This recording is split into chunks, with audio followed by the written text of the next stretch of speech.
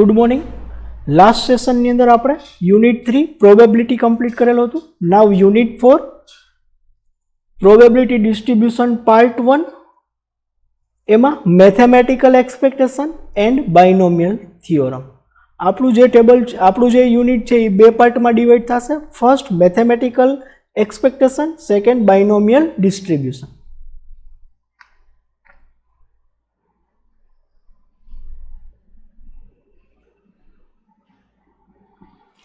Mathematical expectation એની અંદર total 3 types છે. Types of example.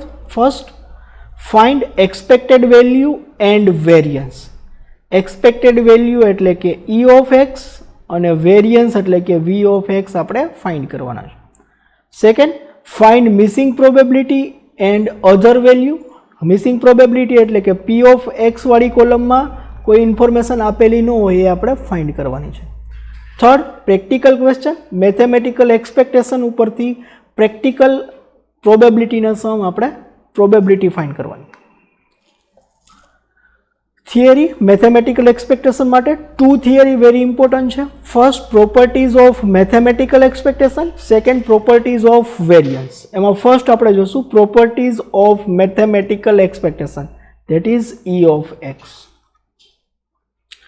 The expected value of constant is constant itself. કોઈ પણ કોન્સ્ટન્ટની એક્સપેક્ટેડ વેલ્યુ ફાઇન્ડ કરવામાં આવે એટલે કે એની મેથેમેટિકલ એક્સપેક્ટેશન ફાઇન્ડ કરવામાં આવે તો એનો આન્સર હંમેશા એ વેલ્યુ હોય એના જેટલો જ થાય. સે for example, if k is constant then E of k is equal to k. એટલે કે k ની એક્સપેક્ટેડ વેલ્યુ k જેટલી જ થાય. સે for example, if E of 5 is equal to 5 constant છે 5, એની એક્સપેક્ટેડ વેલ્યુ પણ થશે 5. Second, if k is constant and x is variable then E of kx is equal to k multiplied by E of x. જ્યારે variable અને constant બે સાથે આપેલા હોય, here k A constant છે, x છે એ વેરિયેબલ છે, એની એક્સપેક્ટેડ વેલ્યુ ફાઇન્ડ કરવાની થાય ત્યારે કોન્સ્ટન્ટ છે એ મલ્ટિપ્લિકેશનમાં આગળ આવી જશે અને એક્સપેક્ટેડ વેલ્યુ ફાઇન્ડ કરવાની રહેશે વેરિયેબલની, that is E of x. For example 5x આપેલું છે, એની આપણે એક્સપેક્ટેડ વેલ્યુ ફાઇન્ડ કરવાની છે તો 5 આગળ આવી જશે, એક્સપેક્ટેડ વેલ્યુ ફાઇન્ડ કરવી પડશે xની, 5 E of x. Next, if a and b are constant and x is variable then E of ax plus b. Here variable and constant both together એટલે constant આગળ આવી જશે, એક્સપેક્ટેડ વેલ્યુ લાગુ પડશે only variable ને, that is x ને. b પણ constant છે એટલે b ની કોન્સ્ટન્ટ વેલ્યુ કોન્સ્ટન્ટની expected value that is rule number 1 itself, that is b. Say for example, if E of 5x plus 7 એવું આપેલું છે તો E અંદર મલ્ટીપ્લાય થશે, 5 કોન્સ્ટન્ટ છે એટલે આગળ આવી જશે, એક્સપેક્ટેડ વેલ્યુ લાગુ પડશે x ને, 5 E of x plus 7 constant છે, કોન્સ્ટન્ટની expected value 7 itself, so 5 E of x plus 7. Fourth one, if x and y are two random variable then E of x plus or minus y is equal to E of x plus or minus E of y. So plus હોય ત્યારે plus, so for example આવી રીતે હોય, E of x plus y is equal to E of x plus E of y. અને જ્યારે minus હોય ત્યારે E of x minus y is equal to E of x minus E of y. Next, x and y are two independent random variable then E of xy is equal to E of x multiplied by E of y. x અને y બે two independent variable છે, two event independent હોય ત્યારે multiplication થાય, we know in probability. So independent, that means multiplication, E of x multiplied by y, that is E of x multiplied by E of y. Next, if mu is equal to E of x then E of x minus mu is equal to 0, that is sigma x minus x bar is equal to 0. Sigma means sigma x minus x bar divided by n is equal to 0. So sigma divided by n is equal to x bar, that is mean means mu.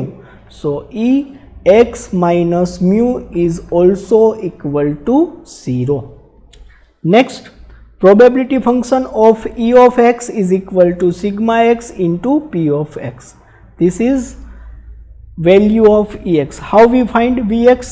So expected value of x is equal to sigma x into p of x. So here properties of mathematical expectation is completed અને સમ માટે ખાસ important છે એટલે યાદ રાખવી ફરજિયાત છે. Next, properties of variance. Second important properties of mathematical expectation, properties of variance. જોઈએ. First, variance of constant is 0. Constant no variance 0 થાય. Say for example, if k is constant, then variance of k is equal to 0. Say for example, variance of 7 is equal to 0. Variance of 1000 is equal to 0, કારણ કે કોન્સ્ટન્ટમાં ક્યારેય variance હોય નહીં. Constant means constant. Second, if k is constant and x is variable, then v of kx, here k is constant, x is variable. Variable અને constant બે સાથે આપેલા હોય ત્યારે કોન્સ્ટન્ટનો સ્ક્વેર થઈ જશે, વેરિયન્સ લાગુ પડશે x ને. સે ફોર એક્ઝામ્પલ આવી રીતે આપેલો હોય v of 5x. So 5 આગળ આવી જશે, એનો સ્ક્વેર થઈ જશે, વેરિયન્સ લાગુ પડશે x ને, that is 25 v of x. Next, if a and b are constant and x is variable, then v of ax plus b is equal to a square e of x. Here variance અંદર multiply થશે, a constant છે, x variable છે, કોન્સ્ટન્ટનો square થઈ જશે, that is a square. Variance લાગુ પડશે, here not e, it is b, variance of x. b constant છે, variance સાથે મલ્ટીપ્લાય થશે, કોન્સ્ટન્ટનું વેરિયન્સ થાય 0, રૂલ નંબર 1. સે ફોર એક્ઝામ્પલ આવી રીતે આપેલું છે v of 5x plus 7. So variance અંદર મલ્ટીપ્લાય થશે, 5 આગળ આવી જશે, એનો સ્ક્વેર થશે, વેરિયન્સ લાગુ પડશે x ને, પ્લસ વેરિયન્સ 7 સાથે મલ્ટીપ્લાય થશે, 7થનું વેરિયન્સ થશે 0, કારણ કે કોન્સ્ટન્ટનું વેરિયન્સ શું થાય 0. સો 5 square 25 v of x.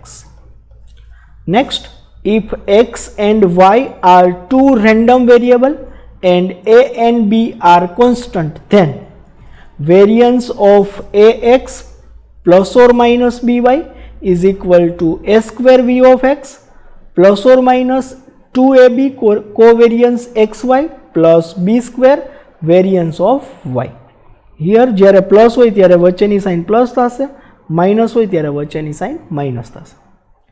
Last, if x and y are two independent random variable, this is given two independent, then v of ax plus by is equal to a square v of x plus b square v of y.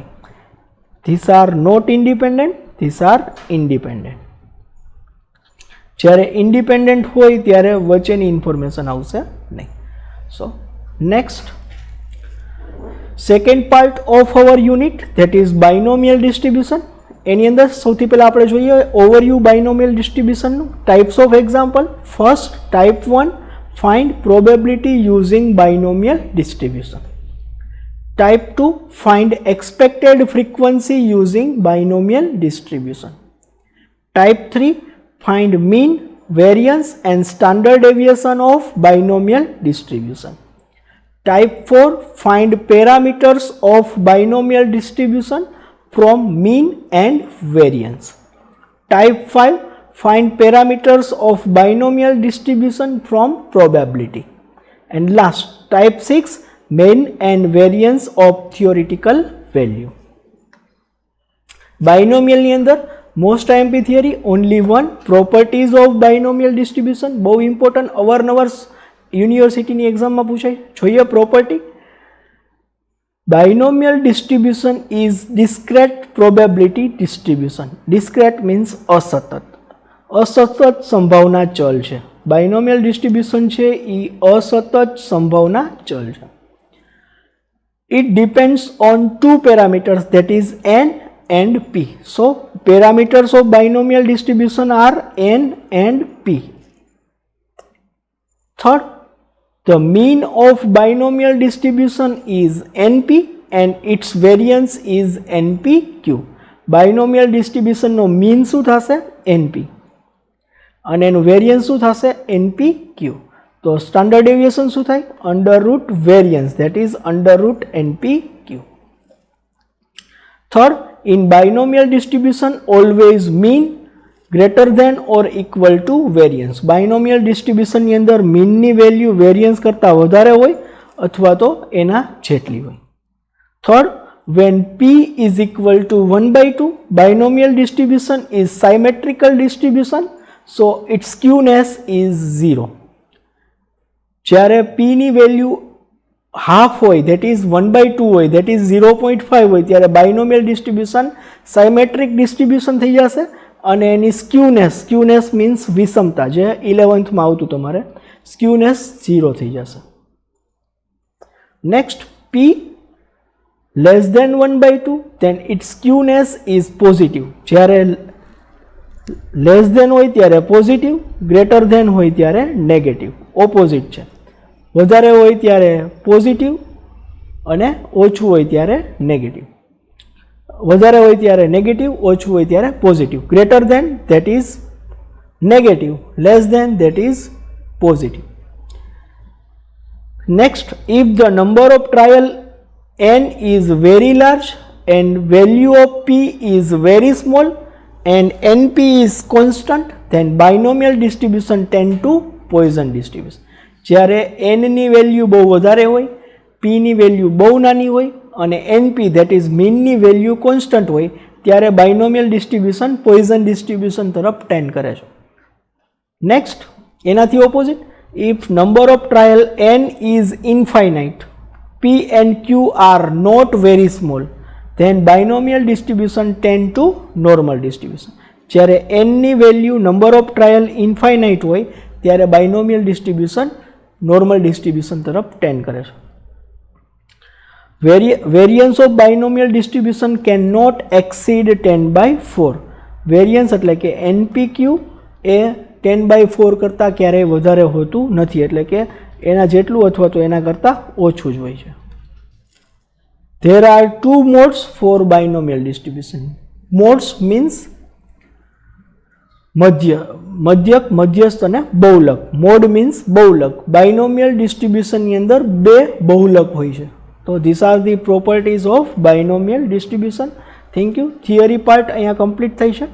Next સેશનની અંદર આપણે practical start કરશું. Thank you.